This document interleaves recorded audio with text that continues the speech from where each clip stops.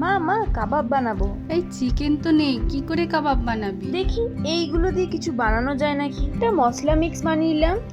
এরপর এর মধ্যে বিটরুট, পনির আর আগে থেকে ক্রাশ করে রাখা সোনা মুগ ডাল আর কর্ন, একটু ক্রাঞ্চ আনার জন্য উপর থেকে কর্ন দিলাম, আর বাইন্ডিং করার জন্য ছাতু। এই মিক্স দিয়ে একটা কেন রেসিপি বানাবো, দুটো রেসিপি বানাবো, একটা বিটরুট কাবাব আর এক ক্রিস্পি ক্র্যাকার্স। প্যানে একটু তেল দিয়ে তাতে কাবাবগুলো শ্যালো ফ্রাই করে নেব। আরেকদিকে এয়ার ফ্রায়ারে আমরা 180 ডিগ্রি সেন্টিগ্রেডে 10 মিনিট ক্র্যাকার্সগুলো বেক করে নেব।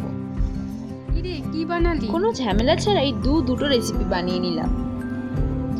বানিয়ে তো নিলাম, এবার খেয়ে তো দেখতে হবে কেমন খেতে। এতটাই ক্রাঞ্চি হয়েছে যে আওয়াজ শোনা যাচ্ছে।